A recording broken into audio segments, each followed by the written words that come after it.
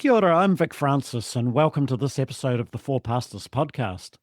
I'm combining my background as a journalist with decades of pastoring, national church leadership, and practicing as a supervisor and spiritual director to champion pastors and their holy calling in an uncertain world. Today's podcast is called Ministry, Money and Me, looking at the delicate subject of money and how we handle it, how we think about it, how we can be smart yet faithful in things financial as we pastor and lead. I'm joined by Grant Harris of Windsor Park Baptist and Bruce Anderson of DecisionMakers, two men with great experience in banking, accounting, and the financial sector to go with their long involvement in Christian ministry. Welcome today to this Four Pastors podcast, Ministry, Money, and Me.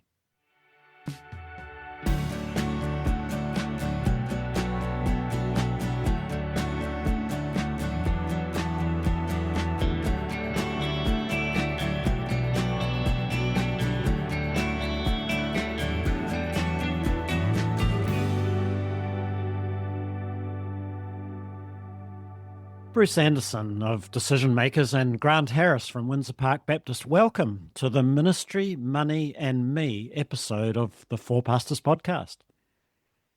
Thanks for inviting us. It's really good to be here and talking about something which obviously is I'm passionate about. I really appreciate the opportunity.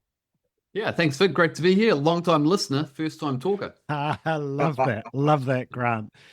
Bruce, tell us about DecisionMakers, a little bit about you. So just very briefly, I have a strange accent because I was born in Glasgow in Scotland, and I trained as an accountant in a predominantly Jewish auditing firm, and then went to work at the IRD assessing banks and then life insurance and banking. So I guess you could say I was destined to be a professional financial advisor based on that background. But I've also worked for not-for-profits in the charity sector, so I know what it's like to be in full-time ministry and as an accountant balancing the needs of vision and not a lot of resource. So I think today is going to be really good to tease some of those things out. I've been working for DecisionMakers for around about 3.5 years now, which the company itself has been around for 20 years. And our key thing is to help people achieve their financial goals and dreams through actively managing investments, assisting with planning for retirement, and to help you make good financial decisions. In fact, everyone really needs a plan to manage finances, and we had to help with this, and hopefully this podcast will be part of that too. I hope so too, and that background's going to serve us well today, I think. Grant, how about you? Tell us, Windsor Park Baptist on the North Shore? Yeah, so Windsor Park's on the North Shore. I'm previously a bank manager prior to ministry life, so a little bit of foot in both camps when it comes to this discussion, I think. Became a pastor in my early 30s. Pastored in New Plymouth, first of all, but have been here on the North Shore of Auckland for the last 17 years as senior pastor at Windsor Park. I guess we're a mid-sized church in many ways, probably a community of about 1,500 people. We have 22 staff and 14 full-time equivalents. So understanding salaries and how we remunerate people is kind of part of my job as well. Across our wider ministries and what we call the Windsor Park Group, we have about 160 staff. So discussions like this are relevant for many parts of our operation. So yeah, banker come pastor, come trying to do my little bit to make the world a better place. A banker and an accountant with us. What better group of people to start to talk about our subject today. So I've invited you to come on this podcast to talk about money matters as they affect pastors and leaders and full-time Christian workers. I think it's fair to say that pastors and leaders don't do it for the money, but we do need money to exist, don't we? And I think we understand that this is a sacrificial life and that includes finances, but we don't want to disadvantage our families. We all know that one day we will retire, at least in some level of active working and pastoring, and we are living longer. And I think we don't want to end up impoverished having given it all into the ministry. And we are trusting God. We are those sorts of people, but we also want to be smart and faithful with money. So it's hard to talk about money in some ways, but I think it's really important for us to do so. So, Bruce, I wondered whether you might have a little bit of a biblical basis to help us as it leads into our conversation. Thanks. You're right. And unless you are called to be single in ministry, we're all part of a family. And a couple of verses that I've picked on were in 1 Timothy 5:8, talking about providing for your relatives, especially your immediate household. And I think just picking up on what you're saying, one day we'll have our family who will then carry on and do whatever they choose to do. And often it may be in a ministry or it may not be. How do we help them achieve what they want to achieve out of life? They may want to get married and they might want to, go to university, or they may want to buy a house. Those are all large sort of financial decisions. And as a full-time pastor or a full-time ministry worker, these are things as to how do you help in these situations, particularly in the current environment we're in. We've got, yes, we're living longer, but we're also having to face financial difficulties. The cost of living crisis. We've also got a housing crisis as well. And so in the context of that, where do we turn to get help around these sort of financial decisions? And I do believe that even though people who are in ministry give their lives to serve in that area, I don't believe that it's biblical not to also look after your family and to be good stewards of what you have been given, whatever that might be, and be it either a stipend or a manse, or maybe even that's an inheritance at some stage, or a salary.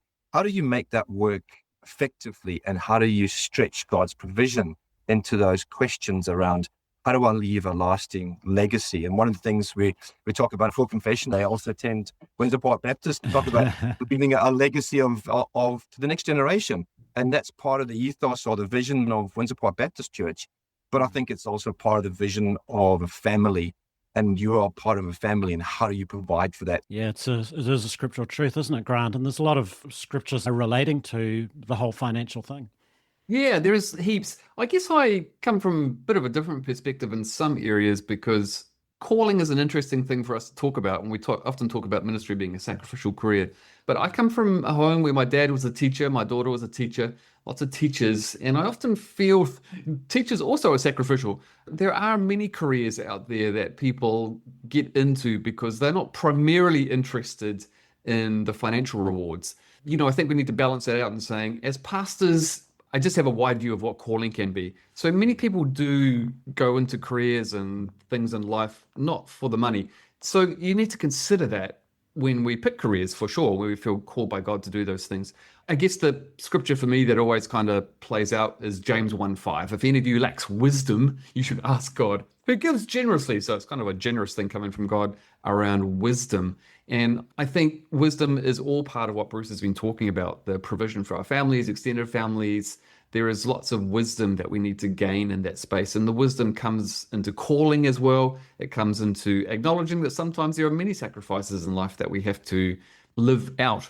And so what does that mean for us? I also think and maybe it'll come in a little bit later in the discussion, there's some wisdom to be had by churches and leadership teams in this area as well, and some wisdom to be exercised on both sides of the page when it comes to how we remunerate staff or what our expectations are on staff when we bring it down to churches. I'm not a big believer in the poverty mentality, and I wonder where that's come from and how it plays out. But there are challenges in that as well. Yeah, I think we will get into that further. I think back to when I was a 20-year-old and had a sense of call into journalism, into Christian journalism. And back then, I would have done it for free and lived on nothing, because there was a sense of the call of God and all of that sort of thing. Grant, what financial advice would you give to somebody who's just, young and eager and keen and wanting to go into ministry and willing to give it all? Yeah, I mean, we love that. And I hope that applies to any number of different callings we might have in life. I think the advice that I always give to that would be the same advice that I give to anybody. If you aren't wired in that space, just have the humbleness to talk about it with somebody that might be wired in that space. And look, we form these views as we go through life. What is our kind of financial goal? What does that look like in our life? Is God calling us to whatever level of wealth that might be? And, no level is better than another. It's just different. And so working out our theology and our philosophy around how we want to live our life and what our goals are for the future. I think these days, I'm a parent of kids in their late 20s, early 30s. I've tried to give them some wisdom about that as they're young, to be thinking long term. It's hard when you're young to be thinking long term. I mean, we're all full of idealism, to try and get a little dose of reality as to what that might look like. And, ministry settings, there are plenty of people that live by faith, and that's another level of working all of this out. I guess my main advice is just sit down and talk about it with somebody, a parent if you trust them, or somebody that's been in the game for a long time, and thrash through what these different issues are that we should be thinking about. I remember when I was about 30 or 35 or whatever, having something of a crisis around money because my peers, my friends, even people in my Mm. church of my same age, all of a sudden their careers are taking off and they're earning way more, and Yeah. all I can see is a flat line. Yeah, So it's not just a financial thing, it's a heart thing and an internal thing totally. as well. Yeah. That's exactly right. And for me, that's where it comes down to working hard on our hearts and identifying what is our philosophy. And that comparison trap that you identify, Vic, it is a trap. It's a Really real is. trap. I I mean, think that's a so trap too. in all parts of our lives. And so, yeah, working on our hearts is so important. Bruce, we're talking about different stages of Christian ministry. What about someone in the latter stages of their ministry life? And actually, it could be people who are older who are just entering a ministry role, because that seems to happen quite often. People have retrained, they've been in business or whatever it might have been. Somebody close to the end, would you give any different advice? Well, I think Grant actually had great advice, and get a financial advisor would be my No. starting, setting up a financial advisor. And as he said, get people around you who have wisdom, who have perhaps walked that route before and who have life skills in areas that you potentially don't have. There's that saying, we're better together because we are, because we've each got unique sort of skills. So I think you're absolutely right. The first place would be get some good advice, because it is an area where you haven't been before. I'd also say there's some fear as well on a couple of fronts. One would be you're in accumulation phase throughout your life, and suddenly you turn a certain age and you decide to retire, and you're now in deaccumulation phase. So Yes. your resources and funds are going down, and it can be quite a panic sort of set in, like, oh my goodness, I can't spend money. I've got to bake beans and toast for the rest of my life because I haven't got the resources. So getting advice, getting someone to map it up, what it could look like, some budgeting skills as well. I know there's some organizations that can really help with that as well if you haven't been budgeter throughout your life and it may not be your natural skill. I think the other one is, and this is probably not necessarily financial, but more a sense of purpose. I think so often you have the situation where you had a meaningful career and suddenly you were sort of retired, and it's like, well, what's my sense of purpose now? And that purpose could be a whole bunch of things. And it may be mentoring the coming generation, as Grant was talking about, somebody who's just going into ministry. I think the other thing is, if you've got resources, man, there's some great volunteering opportunities that you could go into, and that gives you that sense of purpose, but also doesn't give you that sense of I'm burdening the church with my costing.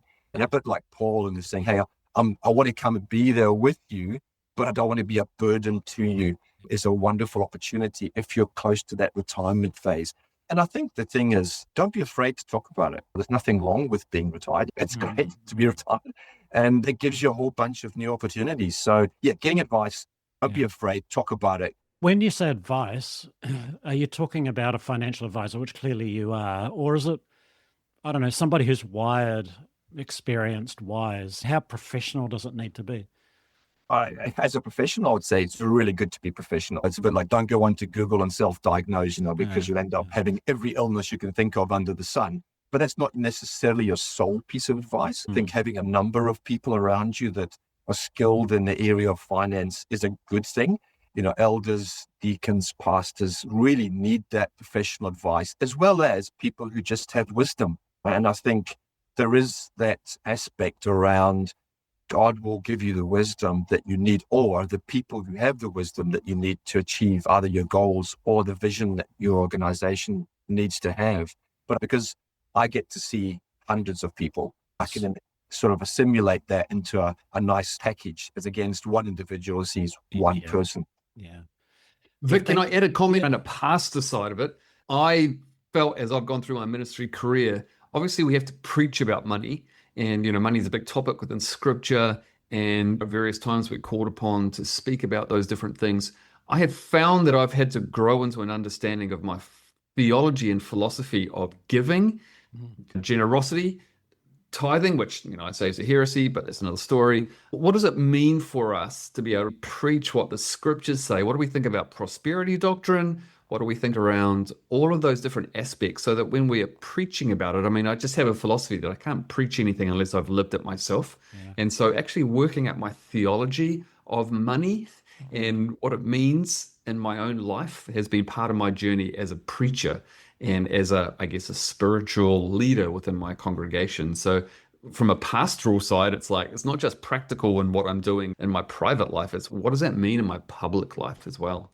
Really important on different areas of life too, isn't it, Grant? Not just money, Yeah. but in other areas as you evolve. Bruce? I had that experience when I went full-time and joined a full-time ministry. I went from a corporate world, which earning good salary, into a sort of full-time ministry position. And the CEO at the time was very wise and said, he'd been in a full-time ministry for a long time, and said, you're going to face difficulties and you're going to face attack in areas where you think you're under control and where you're the weakest. And I went, and that's not going to happen to me. He says, no, you're joining a battleship. And when you join a battleship, you're in the front line, or you're in the trenches of the front line. And it happened to me. My first year of being in full-time ministry, my car got stolen by sort of circumstances beyond my control. And it was just that temptation at that time when you sort of feel like, hey, I'm doing this for you, God. Why am I facing this difficulty?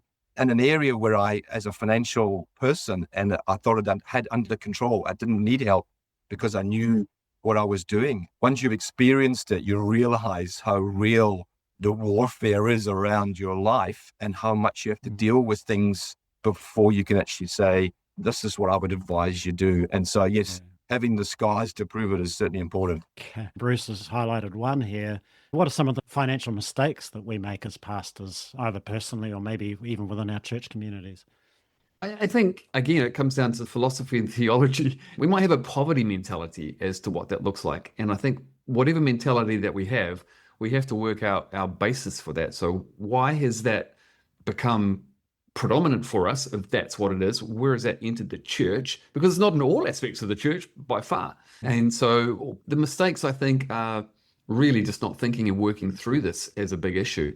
And what do we need to overturn and perhaps change in our thinking around, both from the church angle and from the pastor angle? And as pastors, we're always in this very unique position where we, I guess, are leading a church, but in most of our churches, we are servants of the church. In my setup, I'm responsible to the members, and ultimately our leadership team kind of look after all of those sorts of aspects of my employment, if you want to call it that. Not talking about it, not being honest about it, not acknowledging when we think that there is a problem. I think the mistake is when we don't address it a lot of the time, whatever level that we're coming from in that area. And I know it can be difficult because no one wants to talk about these things, but I think it is a mistake if we leave it under the carpet. And I see a lot of people, and I'm older now and mentoring younger pastors, when pastors end up becoming a bit bitter about that, or angry, or there is unresolved conflict in that part of their life with their church, then that can cause all kinds of issues. And so I think a mistake for me is not addressing it when things do come up. If you think about decades in ministry, your 20s or your 30s can just disappear so quickly when you got your head down, tail up with ministry. And I'm just loving this idea from both of you of we've got to talk about it. If we're a 25-year-old or a 20-year-old, back to when I was sensing the calling of God, it's so good to talk about it then, because you blink and you're all of a sudden a 30-year-old or a 40-year-old, and you have to have had those conversations. Or a 55-year-old. And I think you should be listening to some good podcasts as well. That would be a really good idea, because that would give you some good input. And can I say, one of the things I've seen also in a charitable organization for a good sort of 7 or 8 years, helping churches and helping finance churches and looking at buildings and those sort of areas. And I think one of the things I saw often was, it comes a little bit back to that poverty sort of thing, not being courageous enough, not going, actually, we can do this. And sometimes, and not to say you should have this, let's build this massive cathedral on the hill aspect, but certainly taking the courage to go, that this is something that God wants, or this is our belief that God is calling or saying to us that we should be taking this.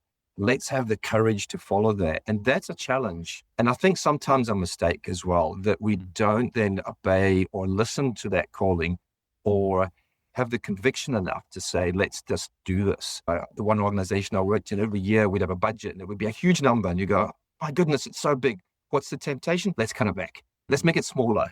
Let's reduce. And it's like, you can't keep shrinking it. Sometimes we have to extend the tent pegs, using that sort of biblical sort of thing. Let's get bigger. Let's look for where can we expand rather than getting smaller. Yeah, food for thought. I think it's a good point for us to take a break. When we return, we'll look at trusting God, responsible financial planning, guardrails against temptation, much, much more. So we will be right back. Hi, Vic Francis here, and I hope you're enjoying this week's Four Pastors podcast. Over this series, we're exploring issues pastors face and hearing from well-known and lesser-known Kiwi pastors for collective wisdom and inspiration. If you're enjoying this podcast, there are several things you could do to help. First, follow, subscribe, like, and pass this on to other pastors and church leaders. Second, email me on vic@solus.org.nz with feedback and who and what you'd like to see on future episodes. Third, if you're really excited, support this podcast by contributing to the Four Pastors account on Patreon. I'm passionate about championing pastors and their holy calling in an uncertain world, and your enthusiasm will help this podcast continue to inspire, encourage, and help us all keep saying yes to the call of God on our lives. Now, back to the podcast. Grant Harris, Bruce Anderson, welcome back to Four Pastors. We're calling this episode Money, Ministry and Me, and I'd like to take the conversation a little deeper in this segment. In the DecisionMakers statistics, Bruce, you talk about nearly half of those nearing retirement not having a financial plan to live the sort of lifestyle that they want.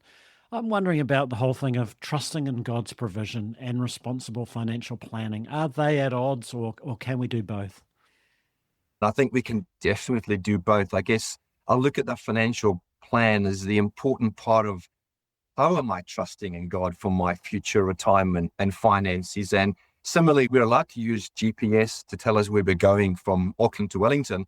Well, there's no reason why we can't use a financial GPS to show us where we are today and how we're going to get to where we want to get to when we retire. And one of our goals might be to be able to serve voluntarily at some stage. And that way I need to put that in my plan. And so I believe the two go hand in hand. God calls us to have trust in him, but he also gives us tools and equipment to utilize that trust. And Holy Spirit inspires us as well around what more can we do. So I definitely think they go hand in hand. I think you're right, though. The stance there is that we don't have enough people thinking about retirement and thinking, she'll be right. Everything's going to be okay on the day. Yeah, I think that is really important. Grant, thinking about pastors, I sort of grew up on that gold, girls and glory. Those are the three temptations that are going to get you money, sex and fame or something. And it may sound anachronistic these days, but it is true nevertheless. So what guardrails should we be putting in place to avoid, I guess, financial mismanagement or temptation with money?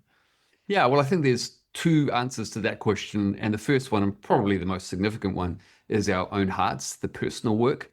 And I think you have to come to terms with a lot of that stuff in ministry. And I guess I'm talking mainstream ministry for the most of us that are kind of in mainstream sort of positions, whereby the gold is never going to be all that rosy. And as you said earlier, it is a flatline career in many ways, like other careers are. And so acknowledging that, we're not in this to get wealthy, generally speaking, and all things being equal, that's just the way it is. And so doing our heart work around, again, what you alluded to earlier around the comparison trap is so important for us. I mean, I'm 55, as I said. Most of my friends that aren't pastors are doing pretty well in life, and I'm not complaining about my life, but falling into that comparison trap in so many parts of our lives is so easy to do. And so being comfortable with who we are, who God's created us to be, and where he's placed us. And so those spiritual practices are so important for us. And as pastors, doing our own work spiritually, all our leadership, all of that comes out of who we are. And so you can never replace that ongoing coming closer to Jesus type work that we have to do. And it's the biggest guardrail for all aspects of ministry. And then there's the practical, obviously how we manage our church from a physical side of things. And so I've always taken the approach, I never have anything to do with our money, our actual money in the two churches that I've served in. I'm not actively involved in managing that. And so making sure that I'm outside of any of those processes around counting money or making sure that we have double signatures, making sure that our internal systems in our church means that me as a pastor really have no opportunity to be able to mismanage those things. And ensuring it's become a little bit easier in recent times with much stricter audits to make sure that our expense claims and all the internal functions of our church protect us, in fact, and that we are fully transparent in how we manage the internal mechanics of our management. And that can be different according to small churches and big churches. I guess we're big, we have a full-time accountant, and teams that manage those things. But I think equally that should apply no matter what size church we are. We have to make sure that our lives are protected from that side. And all those three categories that you mentioned at the start are true for us. We have to manage our personal aspects. We have to manage our financial aspects. So that's heart and action would be the way I would say. So those guardrails are so important, because an accusation in ministry could ruin our ministry. Surely could. And it doesn't even have to, false accusations as well. So I manage even how I have my office, where my office is and how visible I am. Those sorts of things are just as important for me as how I manage my life financially. So we talked in the first session about needing to be able to talk about this whole thing of money. For you, Grant, how do we talk to our churches or our boards or our bosses, if it's a bigger congregation, about money and about our own needs? And maybe I've had a child, or maybe my financial situation's changed. How do we go about that? I guess it's fair to say you have to be honest.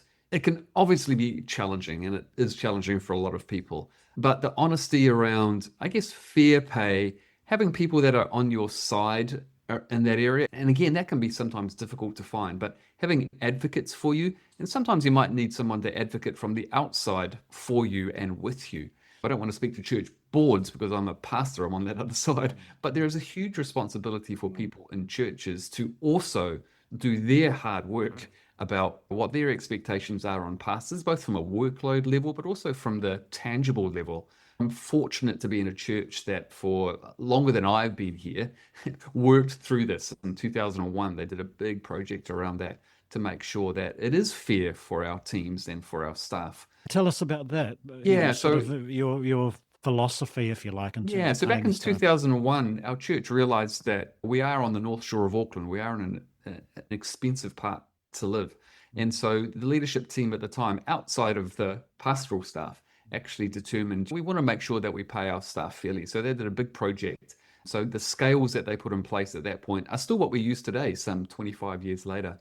And so it came down from a philosophy from the church. I mean, this church doesn't have a poverty mentality for its pastors. To give you an idea of that, we benchmark our salaries and our packages really against school teachers. We feel like for those of us that are pastors here, we're all undergraduate or postgraduate qualifications people. And so I guess the philosophy or the culture of this church is to be fair and to look after their staff within a manageable kind of level. There's always ongoing discussions around what that looks like. And I think we are in a fortunate position to have a leadership team that's on board with that. But sometimes you might need an advocate, you might need a mediator around that. You might need somebody to have a bit of a chat to about that. And I think over my career as pastors and peers, it's okay to sit down and talk about that with one another as well.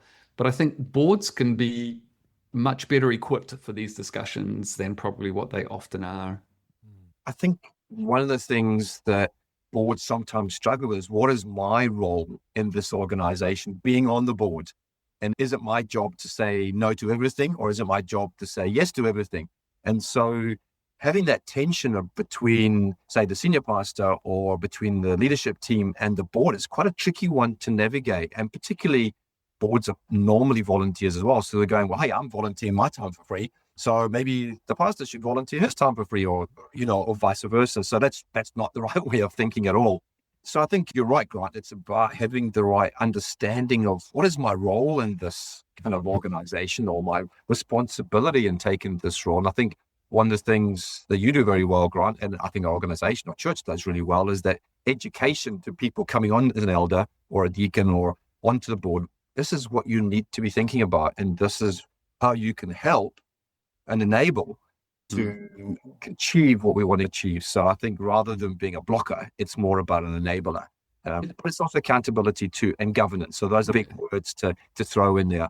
One of the big challenges arises, Vic, when you might find, and this happens regularly, obviously, a church which has only got so much money. And so they want to employ a pastor, and they don't have enough to pay a full-time salary or at a level that is probably sufficient. And so there's always this tension between, well, you're a pastor, surely you can work for this lesser amount. And I think as pastors, sometimes we need to stand up for ourselves and say, actually, I can't. and I can't do this full time. And so is this the role for me if that's what you're asking of me?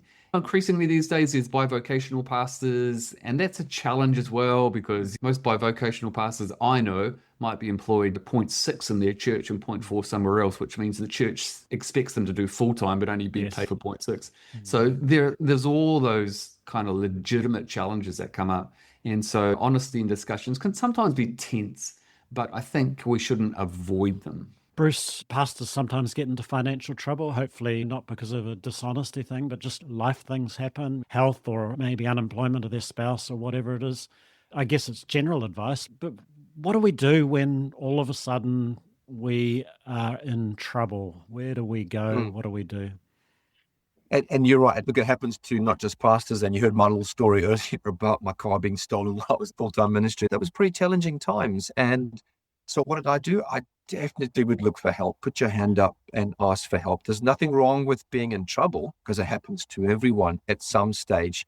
And so definitely getting help. Don't do it alone is clearly my advice. Find a financial advisor, find a trusted friend, go to the leadership. And I think one of the things that when I was working in sort of a full-time capacity was saying, make sure that your church knows that you're serving and make sure you've got people around about you that are caring for you in whatever way that looks like. And it might be financially caring, but it might also just be uplifting a prayer, or it might just be, hey, how can I help you out? Or I've got a friend who can help you. And that's what happened to me. I had people who I could go to who could say, Bruce, this is what you should do. This is how I can help you. A lawyer helped me, went to court, police were involved. It was quite sort of ugly. It wasn't sort of something you wanted to get involved in. So definitely reach out, look for help, get help. It's one of those things, we know that, don't we? It's an obvious answer in one sense, but boy, isn't it hard to do? Pride or whatever it is gets in the way. And Kiwi mentality, we're self-sufficient, self-reliant. I can do it all. I'm indestructible, and we're not indestructible. And don't be afraid to say, I've had this issue and this is how I dealt with it. Learn from my mistakes, because I've made lots of them, but also learn how I dealt with that issue so that you don't have to learn as well. You don't have to go through the same sort of pain. And there is ways you can get out of it. So definitely look for help and then be an example. So saving for the future isn't something that sounds very exciting or anything like that. But the harsh reality is, isn't it, that we're going to need some sort of savings. So Bruce, just even mentality-wise, how do we think about our future in terms of providing for a future where we won't be paid? Yeah, look, I think the government has done some good work around the retirement commissioner, and the outgoing retirement commissioner was a new retirement commissioner appointed as a strong Kiwis of a background. And so I won't get into detail. I think we'll talk about it a bit later, but I certainly think there's some aspects that the government is helping with around thinking about retirement. We've moved from a no super or just a super stage to a super plus KiwiSaver. So I think KiwiSaver has to be a building block of saving for the future. One of my colleagues is very keen on quoting from John Wesley, who says, gain all you can, save all you can, and give all you can. And I think you will know that quote very well. But he viewed money as a tool and a way of us using that tool to do what God is calling us to do. And I think saving for retirement is part of that toolkit that we need to think about. And we need to have those conversations that back in the day, super might have been enough, but it's no longer just enough. And there's nothing wrong with saving for retirement, because retirement, as you said, will come to us all. And so we need to make sure we're prepared for that. And I think maybe for pastors, Grant, have you seen the tendency perhaps for us to think, well, we're in the minute, we're in the calling of God, and some of that can take care of itself? Yeah, I think that's realistic for some people. I guess I'm in a position, maybe that's why you've asked me to speak. I'm 55. I'm 10 years away from retirement, I guess. So this is a live discussion for my wife and I at the moment. And I think the main discussion that we're having is, so what does retirement look like for us? For most of us in ministry, we would say theologically, there's no retirement in the Bible. Sure. And so is it just to go off sailing in Europe on Carnival cruises? What is it for us? And I know that we're talking actively about that. Even for me, what does leadership transition look like pre-retirement? And so that flows into a financial discussion. Am I just going to stop work and just plant roses? The reality is no, I have lots of things that I'm thinking of. And so that plays into our thinking about retirement income, and how do we start thinking about that now with kind of 10 years to go? And so it's not just the retirement, it's the growing old gracefully. It's, so what does God's calling look like on my life post when I've been in, I guess, senior leadership, what do I envisage myself doing, and how does that work for us as far as how we're going to live our lives financially, spiritually, in all areas? Yeah, absolutely. Well, thank you, Bruce and Grant, for helping us understand these important matters and to be stimulated around them. We'll take a short break now, and when we return, I'm going to ask you both for your best practical tips on money. We will be right back. Let's face it, pastoring is a tough gig, but you don't have to go it alone. Solace offers spiritual direction, supervision, and retreats for pastors across Aotearoa. Spaces for you to reflect, be heard, reconnect with God, and set new horizons. So whether you're thriving, just holding it together, or anywhere in between, visit solace.org.nz, proud sponsor of the Four Pastors podcast, together championing you and your holy calling in an uncertain world. Welcome back, Bruce and Grant, as we attempt to find some answers in the ministry, money, and me conundrum. Bruce, maybe start with you with our best practical tips. KiwiSaver, you've mentioned it. It's a no-brainer, yeah? Absolutely, especially where you're contributing and your employer, and most employers will contribute as well. So you're kind of doubling your money. The government puts in a little bit as well, but it's locked in there. So I guess you can't touch it unless there's hardship or you're going to buy a house, but buying a house is not a bad thing. So a definite no-brainer. What I will say, though, is go and check your KiwiSaver against the performance of other KiwiSavers. Don't just assume your KiwiSaver is the best performing. That's lazy money. It sits there, and if you're performing at a lower level than everybody else, you're going to end up with less money at the end. That's a hygiene factor. So KiwiSaver, definitely no-brainer. Go for it. Love it. Grant, does this idea of starting at the end and working back from there, is that something that you would describe to? Yeah, I think it's really important for those of us that are organized enough to do that. A practical example of that. So I have a little spreadsheet that I keep for our lives that means that if I drop dead, one of my kids can go on there and can see where things are and what I was planning. So it actually has a little plan to say, if I drop dead, this is what I think is how you should look after mum. So yes, we have worked backwards from that point of our life to say, so how do we get there from now? So I think organization is important. Some people aren't wired for that. And that goes back to, so get someone to help you. Yeah. Bruce, you're an advisor, so that comes to things like savings and investing and term deposits. If we do have a little bit of money over and above our KiwiSaver, what are some of the really basic things if we're not really coherent in those areas? Again, get some of the good financial advice. Be careful of going onto social media and looking at some of the influencers on there who have got an agenda and, send your money to me and I'll look after it. Yeah, that's too good to be true. It probably is too good to be true. You work hard for the money, you've got to then take that money and make sure that the person who you're giving it to is also going to work hard for you and put it in the right place that fits your risk profile, that fits your goals, that fits your age. And there's also the classic sort of being an ex-banker as well as Grant. You've got the benefits of compounding interest. So the earlier you start, doesn't matter how small it is, and even if it's for the grandkids, putting in $5 a month or $5 a fortnight, that compounding effect over a lifetime is phenomenal. So it doesn't matter how small it is. It's never too small. Let's start early, get going, and get some good professional advice. And Bruce, if I'm investing, I can say I don't want it to be in, building bombs or something like that. So, or ethics or, the climate or whatever.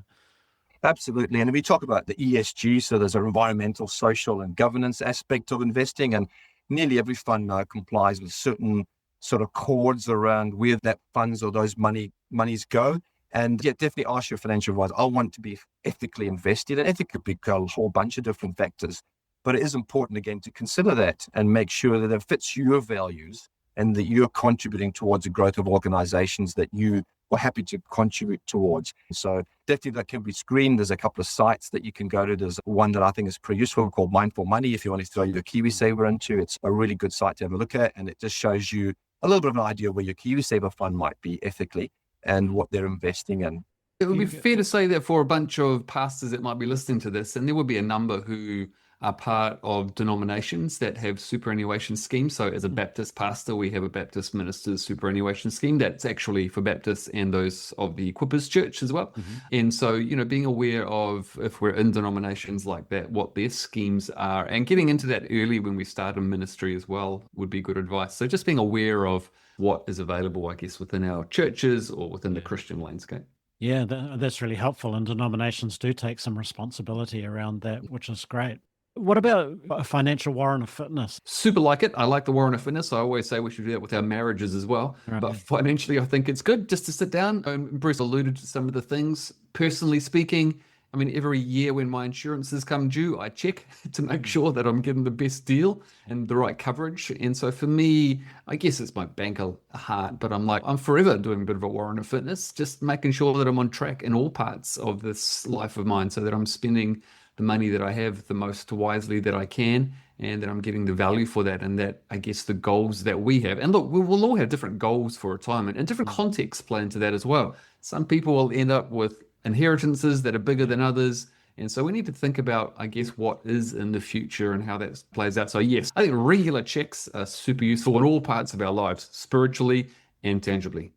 I like that endorsement grant for the marriage coursing. I'm helping running the Alpha Marriage course at Windsor Parks. That's really good. I'm glad to hear that. I'd like to see you and Joe pop up. Yeah.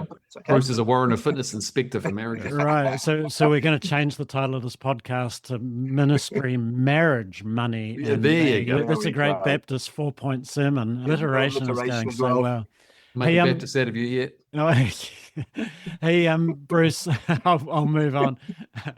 Bruce, you mentioned property before, and New Zealanders love to buy a house, of course. I'm also thinking that some ministers are still in manses, so getting on the property ladder, if indeed that's still relevant. How do you view property as part of our planning?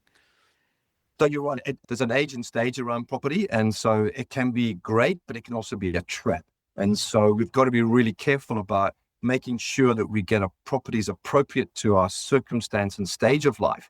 And we talk about that liquidity when you retire. So some people have investment properties, for example, but if you need money, you can't sort of sell a bathroom out of a rental property. You need liquidity. And so that may not be the appropriate vehicle when you get to a certain stage in life.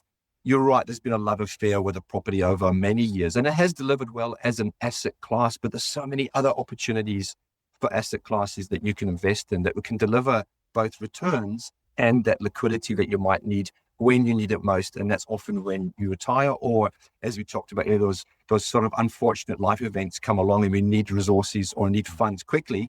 We need to be able to realize an asset so that we can actually pay for whatever it is.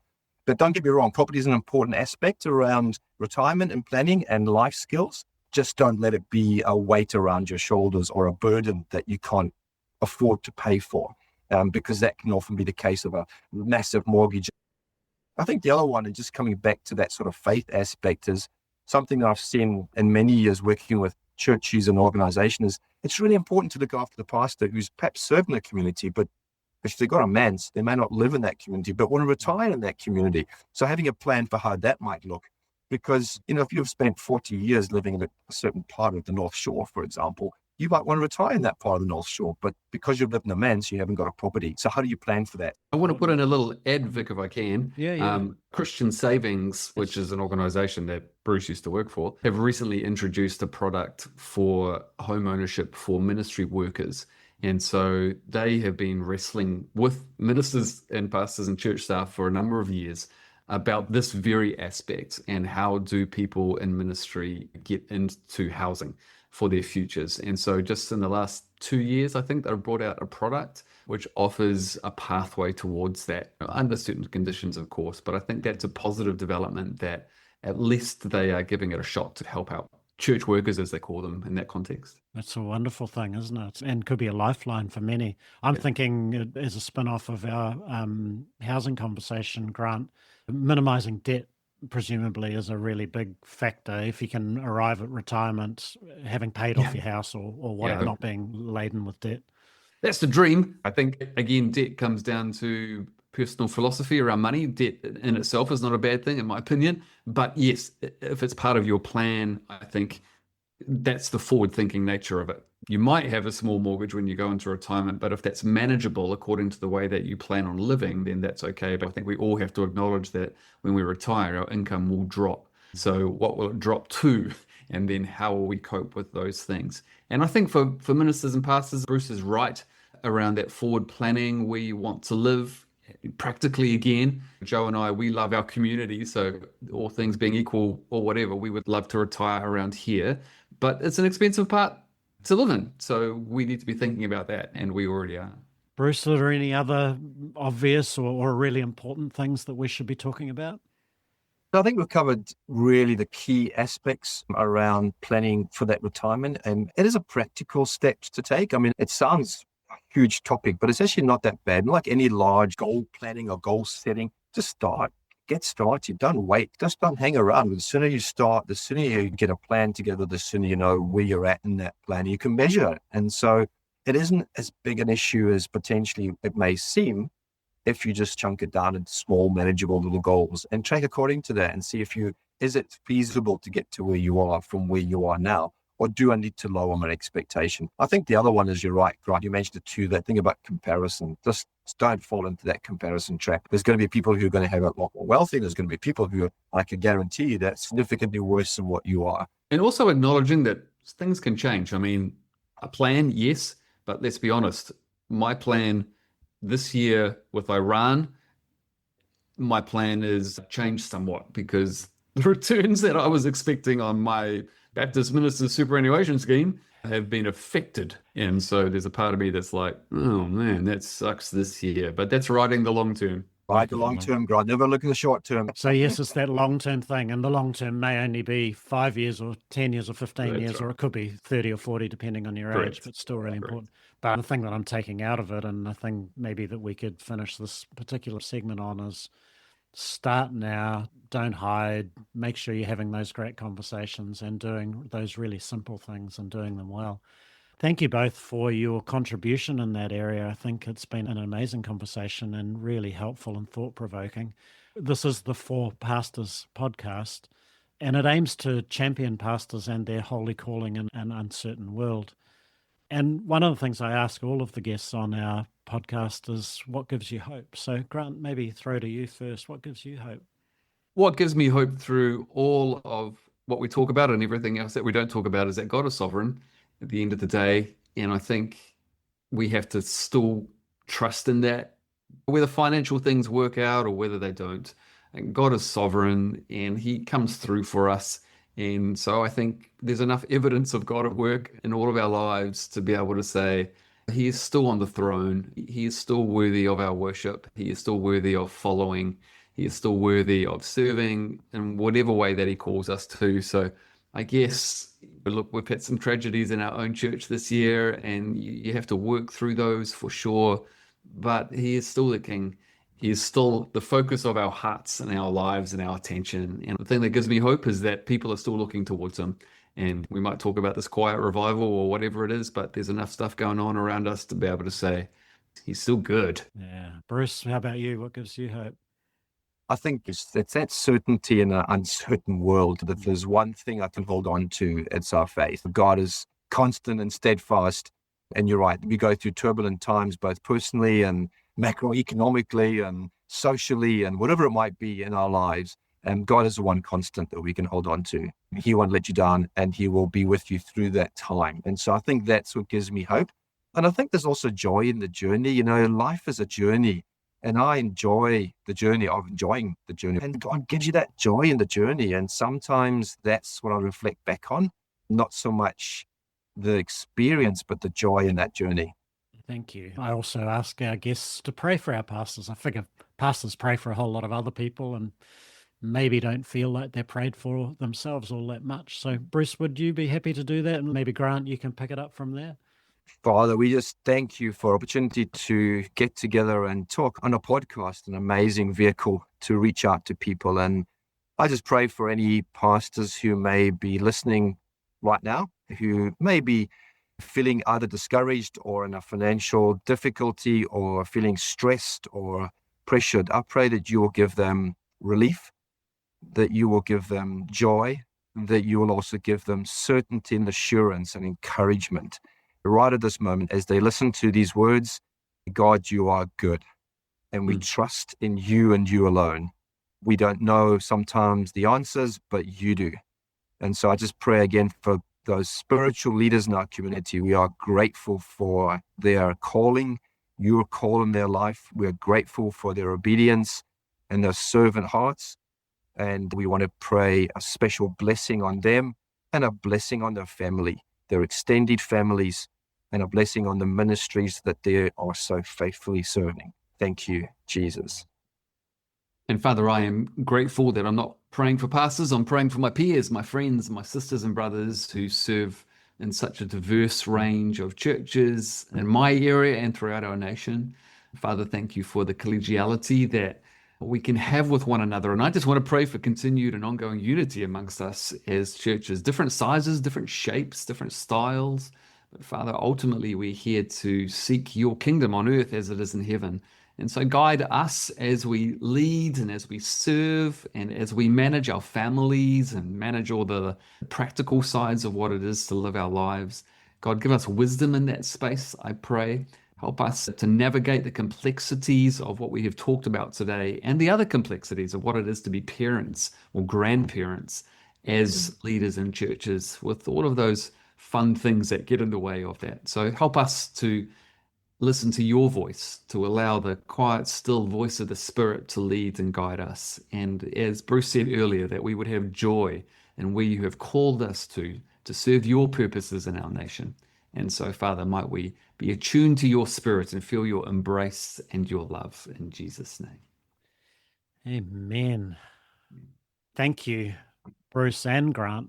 It's been a wonderful conversation and an important one, I think. Thank you both too for your work in your local church and in the wider church in Aotearoa, for being people who understand money and how it works, and yet still being people of faith and trust in God, stretching in your own way. For DecisionMakers, Bruce, bless you and the work that you do. For Windsor Park, Grant, bless you and the work that you do, and so much more I know that you do outside of those organisations. So we champion you too and your holy callings in this uncertain world.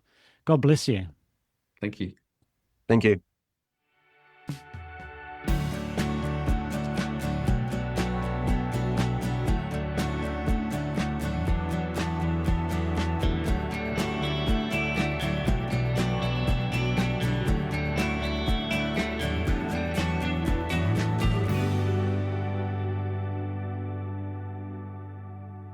Thank you for listening to this episode of the Four Pastors Podcast.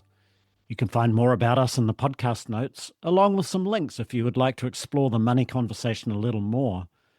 And while you're at it, how about liking or rating this podcast and passing it on to a pastor you know who may benefit? Meanwhile, I'm back in a fortnight with something different again, an episode called Wrestling with AI, looking at the good, the bad, and the potential ugly of artificial intelligence for us as pastors. I hope you'll join me. Bless you.